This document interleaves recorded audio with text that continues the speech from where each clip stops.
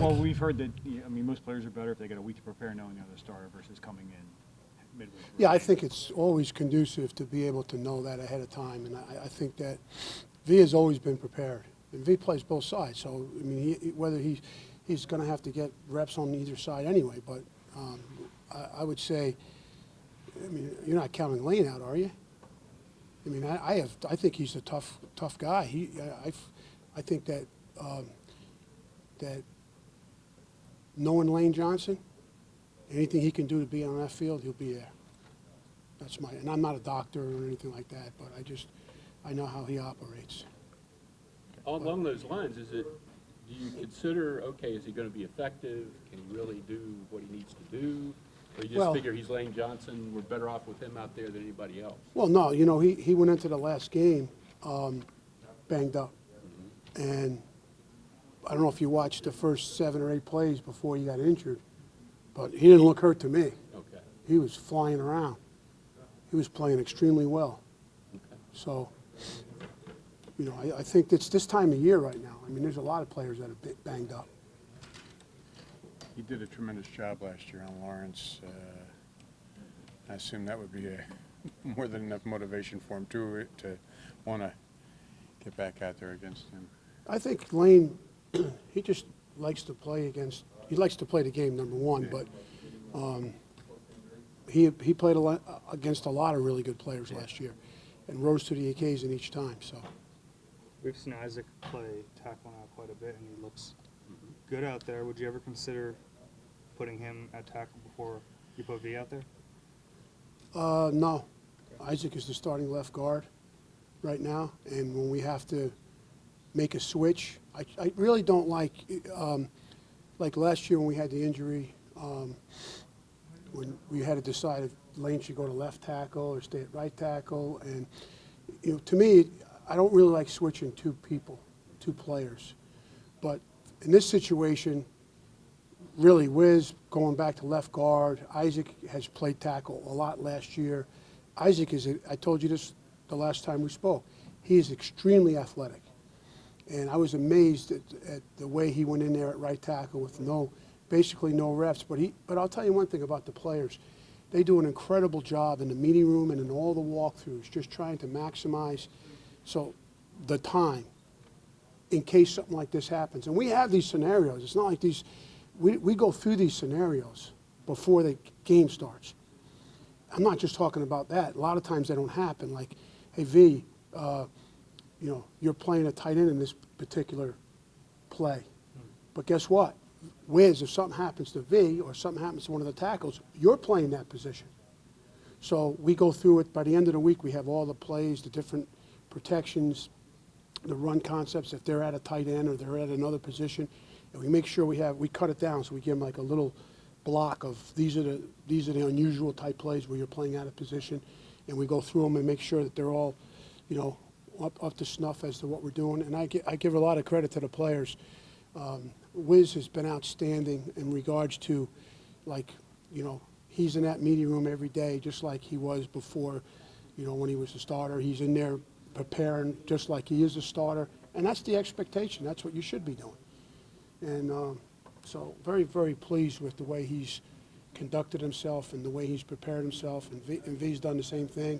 And really, there's nobody blinking an eye. Like when a change has to be made on the sideline, there's no panic, trust me. There really isn't. You did use Wiz as a tight end in that last Yes, we did.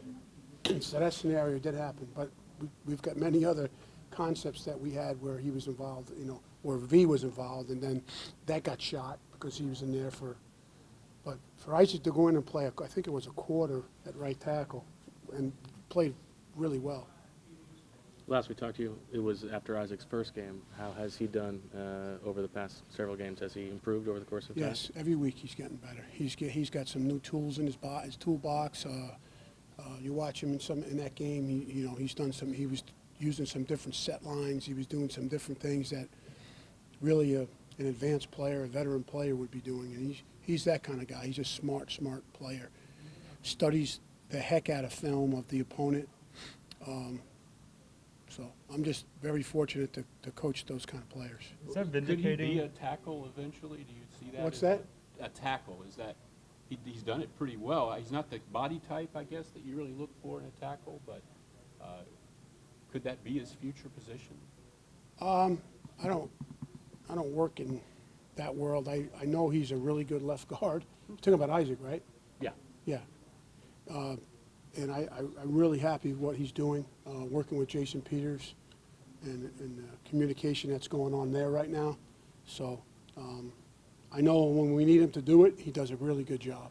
And to have a player with that value is extremely important when you're carrying 7 players on game day, 7, sometimes 8.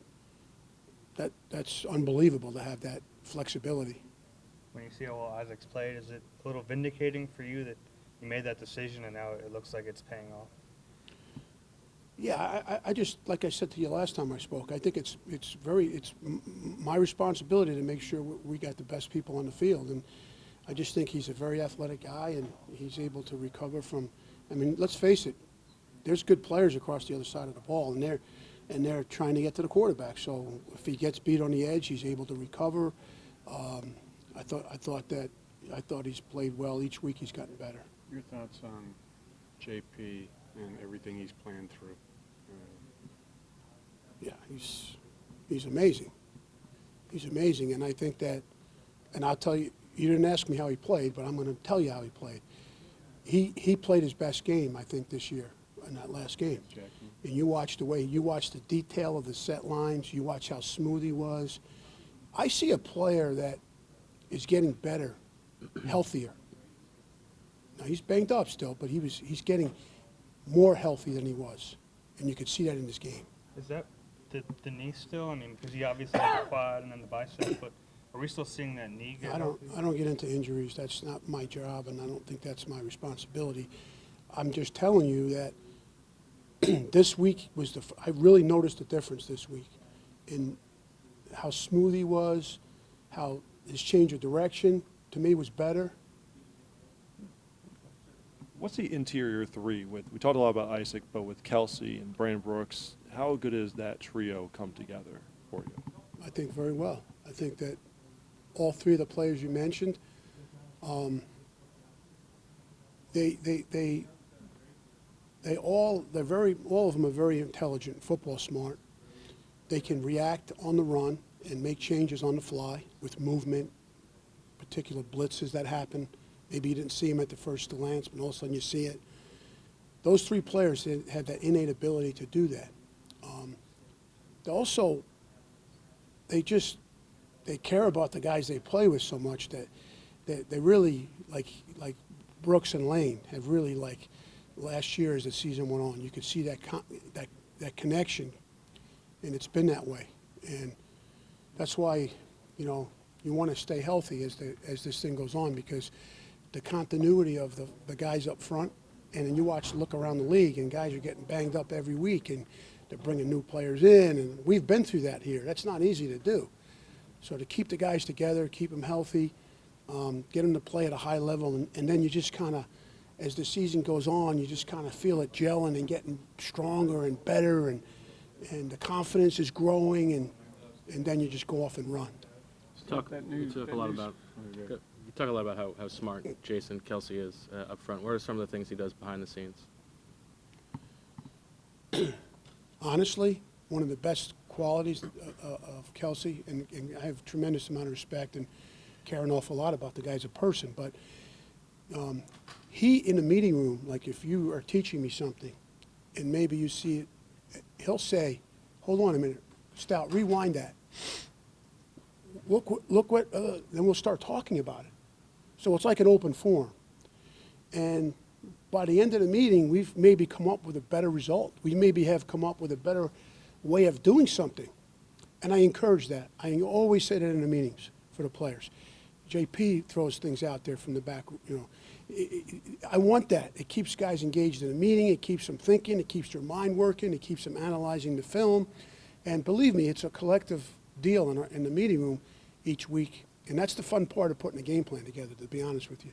I come in with the idea, we sit down, Coach Chung, myself, TJ Pagnetti, we go in there, we sit down, we give them how we see it. Here's why we're doing what we're doing. We always give them the why. And then they always have their their opinion. They always have, and and I want them to do that. If there's a better way, or you see something differently, let's talk about it. And you know what? At the end of the week, we come up with our plan together. And then you go out and you attack, you go out after the opponent and you have a plan. You know exactly what you're trying to get done. And Kelsey is more vocal than most in that. Absolutely. Absolutely. I would say him and Wiz are the two most vocal about when it comes to that. But they all are involved.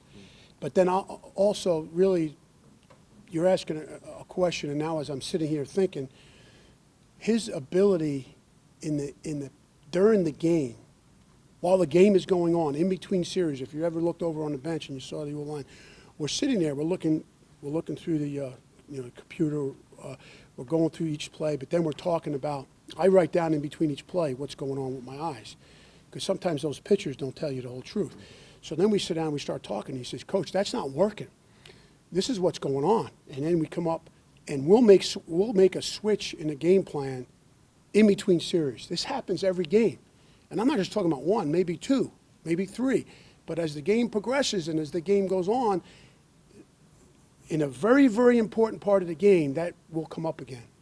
And we have hit home runs around here over the years, working the games. I'll give you an example. We're playing the New England Patriots in the Super Bowl. And they had a linebacker on one side, and he ran over last second. Garrett Blunt ran off to the right, a mid-zone play. And between Kelsey and Wiz, there was a conversion call. Now, we had talked about these calls prior, but they ran over late, and they ran a blitz, and we brought the whole line in unison, and really, LeGarrette did a great job of reading, and he went off to the right untouched down the sideline.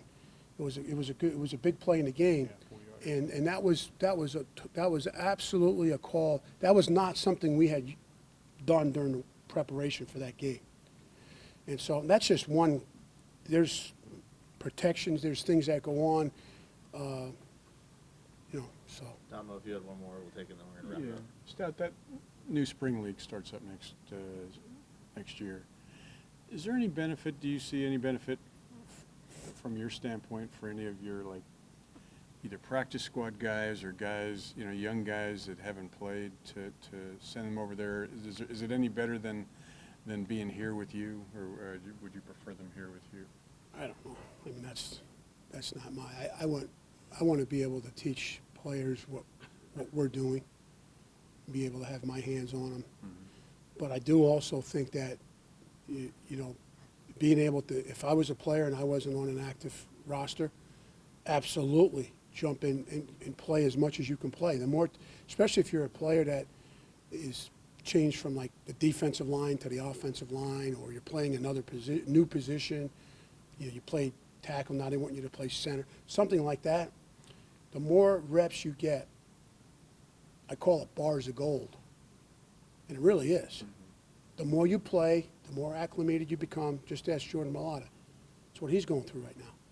The more reps he gets out there starting tomorrow, and I tell him every day at the end of practice, I look at him. I don't even speak. I just look at him, and he goes, I got that much better today. And if he doesn't, he says, he's honest with me. But I want him to keep thinking that. I want to demand. I want him every practice to think of it as a game. You wouldn't want them doing that with him, though, would you? Who, Mailata? I just said I want the guys that we have. I want to be able to. Yeah. Selfishly, I want to be able to have them here, coaching them on our technique and our scheme and what we're trying to get done. But I think there's an advantage to that. I think there's a place for that.